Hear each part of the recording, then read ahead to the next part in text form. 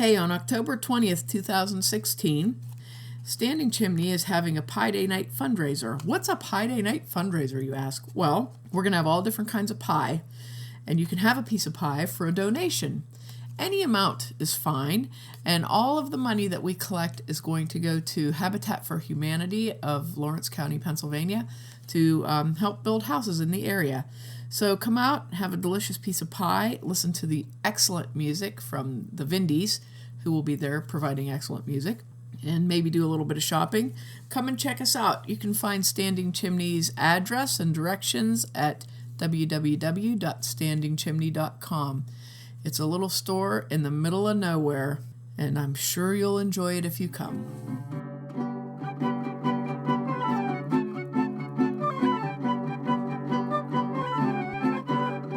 Hello, and welcome to In the Kitchen with Mary Mac. Tonight's podcast, or today's podcast, is about apple pies, making apple pies. I promised you that we would do this. We did the last pies. So we're calling this Easy as Apple Pie. An apple pie is truly easy to make if you keep it simple, which of course you know I like to keep things simple and do things the easy way. So I made 2 apple pies tonight. They don't take very long to make. I actually peeled and sliced my apples while I was on the phone with my friend. So it went really quickly. I'm going to tell you how to make a very good basic apple pie that you'll enjoy and everyone will enjoy. Just a good pie. One of the things that I have learned over the years is to use a variety of apples.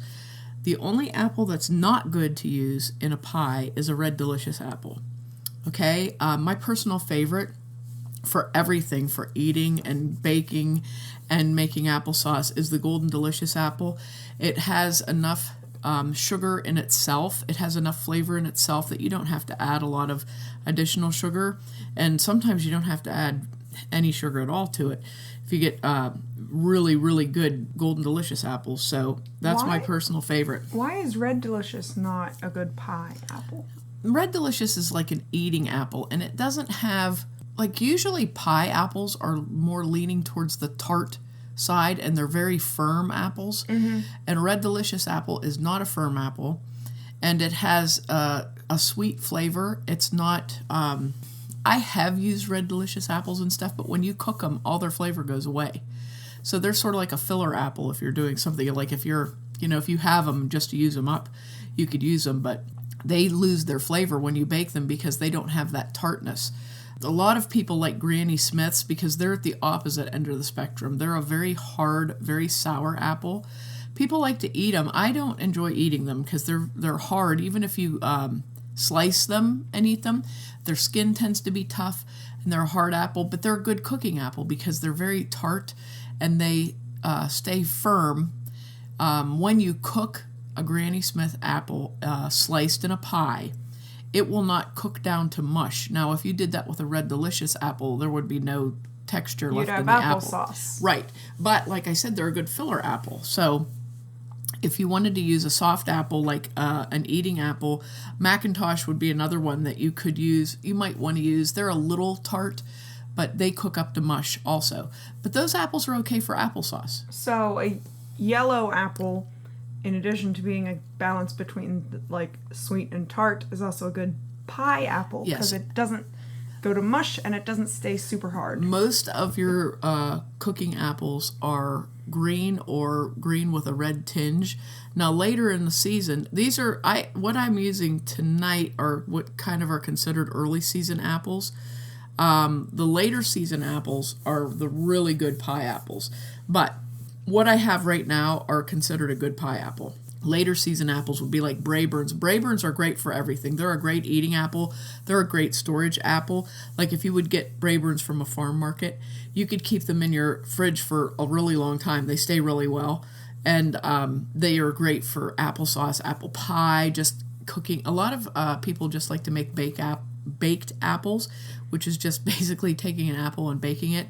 You can put a little bit of flavoring on it, Is that what the weird little clay things are at the Standing Chimney? Yeah, at Standing Chimney we sell an apple baker, and it's basically a bowl with a stand in the middle, and you peel and core your apple whole, and put it on that. And then you put raisins and craisins down inside of it, and a little bit of cinnamon and sugar on it. If you want sugar, you don't have to even. And then you just bake it in the oven or the microwave, and it's really good. It's really, really a good thing. But those are, the different kinds of apples. So today, we're going to be using some early season apples. We're going to use, in our pie, like I said, a variety of apples is good. One reason it's good is because it gives you some texture in the filling. So some of your apples will get very soft.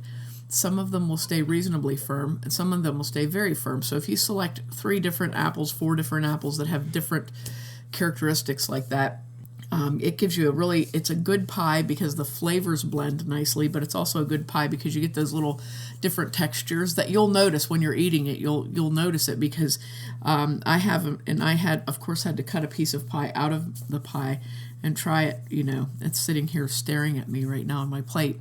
But when you eat it, you'll see some of the apple has blended in with the filling that we'll talk about, the flour, sugar, cinnamon combination, and it's made it like a thickening, a very thick gel, and some of the apple has retained its shape fully, so it's just kind of a neat thing. So on these pies, I used Ginger Gold, which are a good eating apple. They're a good apple. Granny Smith and Golden Delicious. And that gives me a nice variety of textures and flavors. Granny Smiths stay very firm. The Golden Delicious stayed reasonably firm, and the Ginger Golds were a little softer. They were real ripe that I got, so they kind of softened up in the pie. And my best tip that I can give you about making any pie, but especially apple pie, is stick to the basics. It seems like when you look online for apple pie recipes, they have all this crazy stuff in them. Or cooking shows. Yeah, cooking shows. My goodness. They want to put things in an apple pie that shouldn't be in an apple pie. And the one thing about pie, fruit pies especially, which I go to a lot of baking and food and nutritional seminars that are put on by local extension offices and whatnot. And one of the things that the dietitians always say is if you're going to have dessert, have a fruit pie because it's fruit. It's basically you're eating cooked fruit. There's some sugar added, yeah, but it's the healthiest dessert, really. If if you want to have a dessert and you don't want to go insane on it, that's a good piece of advice. But a lot of the pies anymore, they want you to put like a cream filling in them. They want, cheese in there and all kinds of weird. I will never understand that. Yeah. So if you just stick to the basics, if one thing, it's less expensive. I mean, really, it's less expensive. But the second thing is it's just really simple to make an apple pie. And I'm going to give you a really simple recipe for this apple pie. And hopefully you'll make it. I figured this probably from start to finish with actually the putting the pie together probably took a half an hour. And then it took about 50 minutes to bake, 45 to 50 minutes to bake. So if you wanted to make a pie for something, you had your supplies, it wouldn't take you very long to throw the pie together, and you don't have to be, a famous pastry chef to do this. And you don't have to do the fancy lattice top that you always see on the cookbook pictures. I'm big on crumb tops, and I'll tell you why, is because a crumb top, people like crumb tops. They're very appealing. And one thing with a crumb top is you can get away with using a lot less sugar in the actual filling because the crumb top has brown sugar in it. But you consider, for example, the apple pie with a crumb topping that I'm using tonight has 3/4 cup of sugar in the apples and a 1/2 cup of sugar in the crumb topping. So that's 1 1/4 cups of sugar, but you get 8 slices out of the pie. So when you divide that up, it's not an overwhelming amount of sugar like a lot of things are. However, if you use a regular crust top, you now only have 3/4 cup of sugar in your entire pie. And you can certainly short that down, especially the reason I use that much sugar, I usually use about a 1/2 cup, but 3/4 is a good, that's what I'm going to tell you for the recipe, but you can cut it down to a 1/2. If your apples are leaning towards the sweeter side, and for example, if you didn't use any Granny Smith apples, you could get away with using less sugar because the apples are sweet enough in and of themselves, especially if you use a crumb top on it. Like we use the crumb top on the rhubarb pie. We use the crumb top on the peach blueberry pie. And it's sufficiently sweet using less sugar.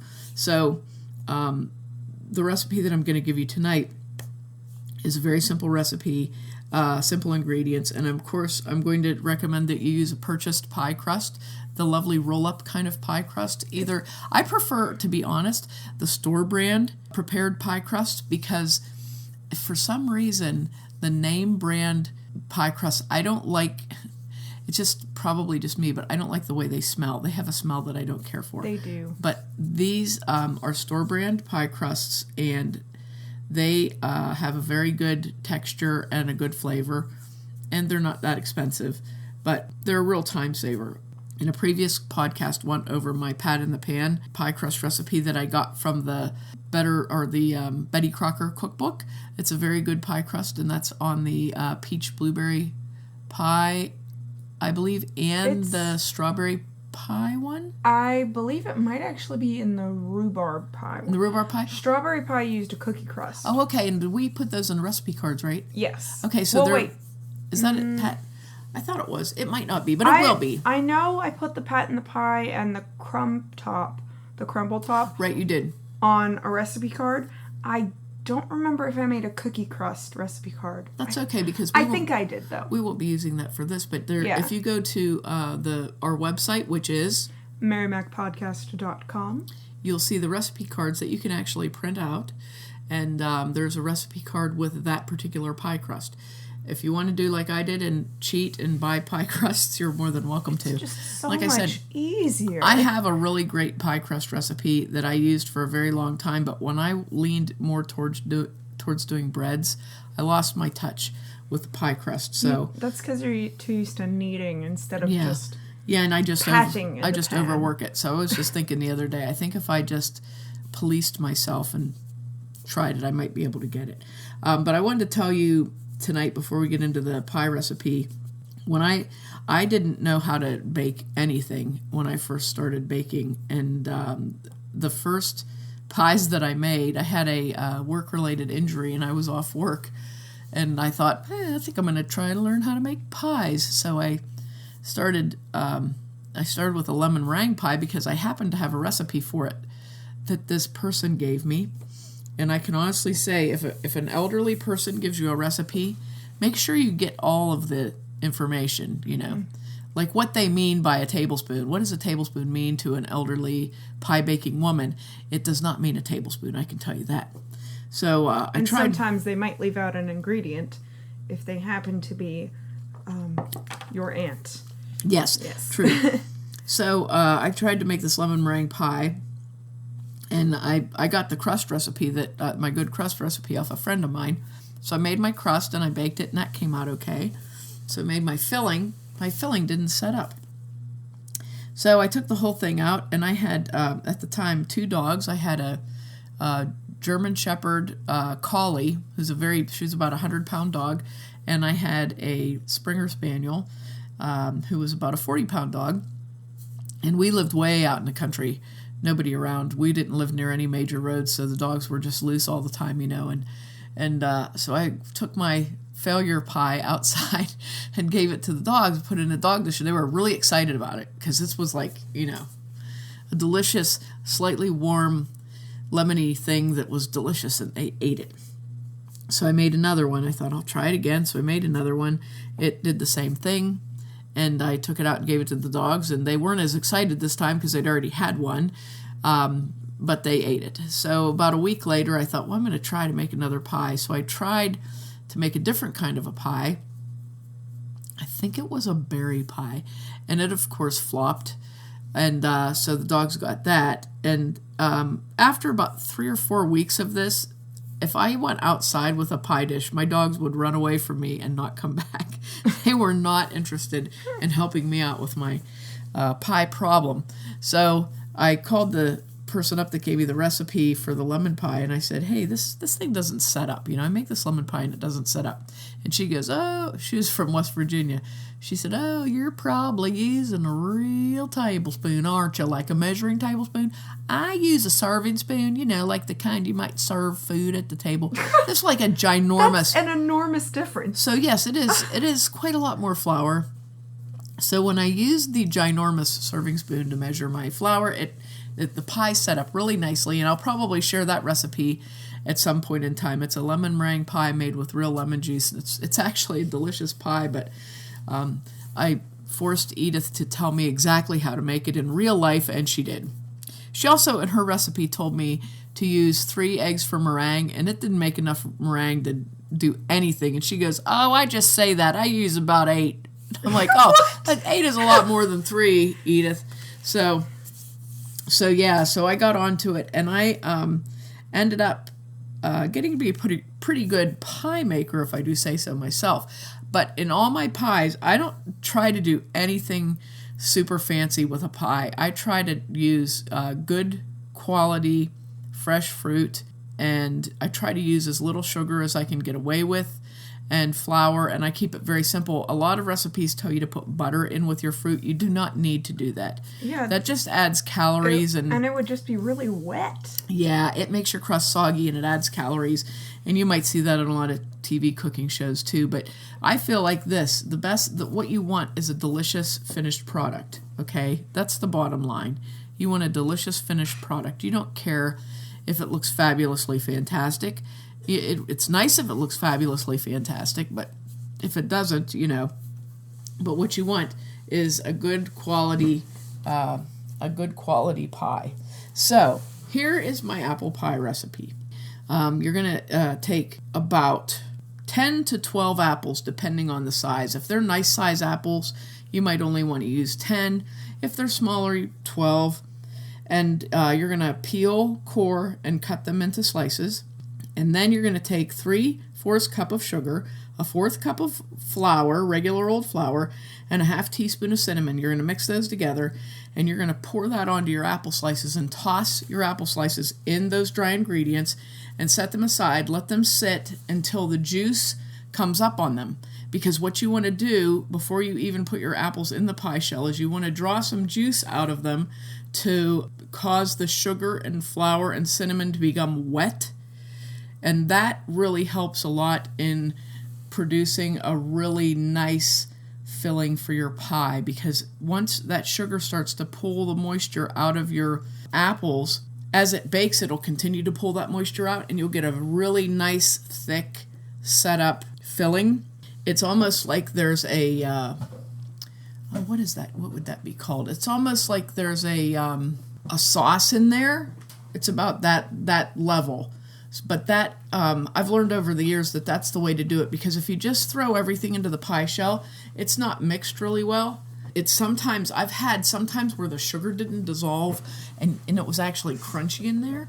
I've had times where I have big clumps of flour and all this wet juice sticking out. So I started doing that. I do that with everything. I do that with berries, peaches, the rhubarb, everything. So that's the same technique.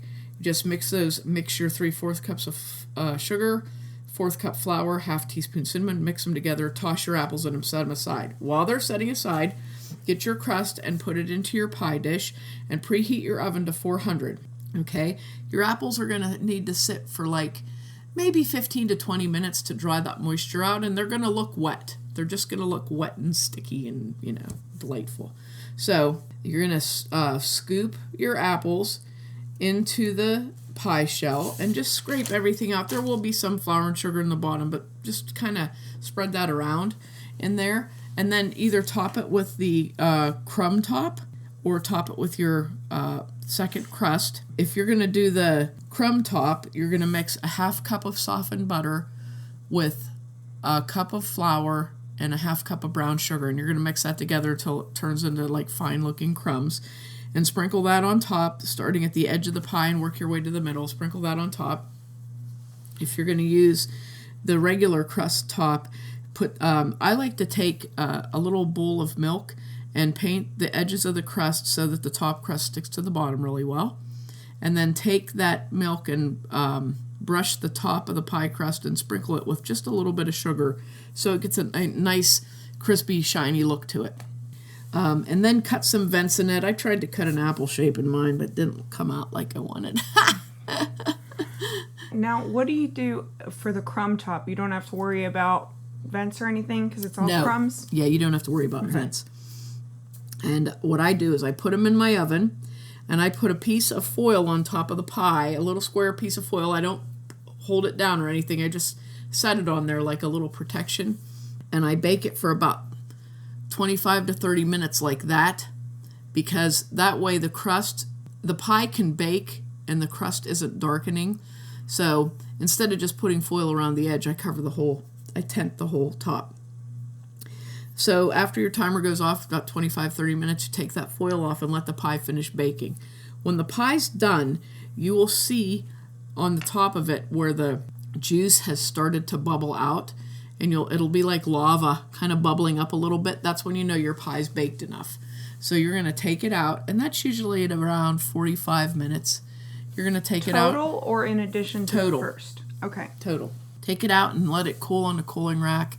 And when it's like warm to the touch, you can cut it. And it should stand up really nicely. Mine is the filling is perfect in it. It's absolutely perfect. I'm very proud of myself, I must say so. Good job. I think if you want to try this is a good thing to try. Like, the holidays are coming up. If you want to impress people and have a pie, you can do that thing. And a simple apple pie is a really good thing to take somewhere because it's easy and it's delicious, and everybody likes apple pie just about. And if you don't like apple pie, there must be something wrong with you. Just kidding. So I hope you give this apple pie a try. I hope you enjoy it. I like to give people, I really like to tell people how to do things simply like this, because I know a lot of people like, oh, I see them do it on TV and I just can't, I don't think I could ever make a pie. And the thing with apple pie is it always looks so intimidating. Right. Because it's always like the pretty, perfect, again, lattice topped. Yes. Which. Lattice tops are fun to do. I feel like it would be super frustrating to try and do, though. They are. They take a really long time. And to do a real lattice top, they take a really long time, but sometimes it's fun to do that. But don't sweat it. I mean, it's more important if the pie tastes good. Yeah, right. I mean, I've seen them put a lot of weird stuff in apple pies on TV shows. I just read one recipe that called for cracked pepper. What? And I thought, I don't want to do that to my pie. I don't want to have I don't want my apple pie to be spicy. I don't want it to be cheesy. I don't want it to be anything. Honestly, the only thing that could be added to apple pie is maybe a little bit of cinnamon. Yeah, that's it. That's what's in ours, a little bit of cinnamon, and maybe a big glob of vanilla ice cream with it, and that would be it. So I hope you liked the recipe. I hope you give it a try. And let me know if you did. I'd like to know if you tried it and if you liked it. Thanks for listening if you did, and if you didn't, too bad for you.